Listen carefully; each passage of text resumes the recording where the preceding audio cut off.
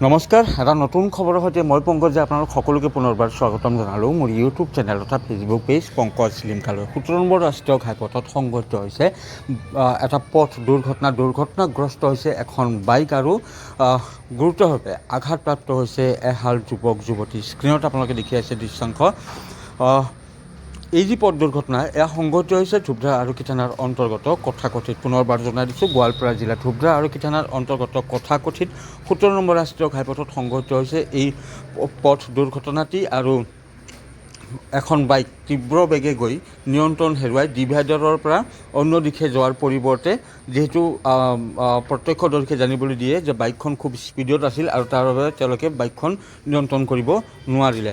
আৰু কথাকথিত নিৰ্মাণ হৈ থকা যি দলং, সেই দলঙৰ কাষতে এনেদৰে দুৰ্ঘটনাত পতিত হয়। আপোনালোকে দেখি আছে বহু দূৰ ছিটিকি গৈ বাইকখন এনেদৰে তাত দুৰ্ঘটনাগ্ৰস্ত হয়। আৰু এই যিখন বাইক আপোনালোকে দেখি আছে, বাইকখনত আছিল এহাল যুৱক যুৱতী আৰু দুয়োগৰাকীয়ে জানিবলৈ দিয়া মতে গুৱাহাটী IITৰ অধ্যয়ন কৰি থকা ছাত্ৰ ছাত্ৰী হয়। পুনৰবাৰ জনাই দিছোঁ, গুৱাহাটীৰ IITত অধ্যয়ন কৰি থকা ছাত্ৰ ছাত্ৰী হয় আৰু দুয়ো IITৰ পৰা এইপিনে ফুৰিবলৈ আহিছিল বুলি তেওঁলোকে জানিবলৈ দিছে।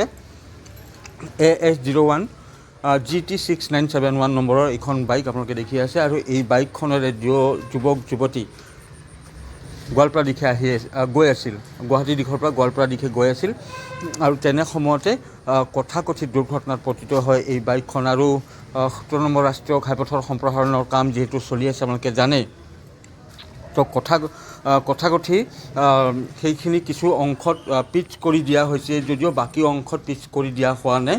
তো হয়তো তেওঁলোকে ভাবিছিল যে যিটো দিশৰে তেওঁলোকে গোৱালপাৰা দিশে গৈ আছিল, সেই দিশৰখিনি গোটেইখিনি পিচ কৰি দিয়া বুলি হয়তো তেওঁলোকে ভাবিছিল, আৰু যাৰ কাৰণে বাইকৰ গতি তেওঁলোকে কমোৱাৰ পৰিৱৰ্তে তেওঁলোকে একে গতিৰে গৈ আছিল আৰু তাৰ পিছতে এই ধৰণে দুৰ্ঘটনাত পতিত হ'বলগীয়া হয়।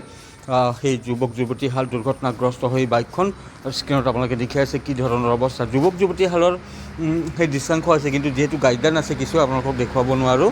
আৰু ধুবৰা আৰক্ষীয়ে ঘটনাস্থলীত উপস্থিত হৈছে। তেওঁলোকে প্ৰাথমিক তদন্ত কৰাৰ পিছত বাইকখন তেওঁলোকে উদ্ধাৰ কৰি লৈ আনিছে। ইতিমধ্যে স্থানীয় লোকে ততাতৈয়াকৈ এম্বুলেন্সৰ সহায়ত গুৰুতৰভাৱে আঘাতপ্ৰাপ্ত যুৱক যুৱতীহালক ধুবৰা স্থিত বিকালী আদৰ্শ চিকিৎসালয়ত প্ৰেৰণ কৰে।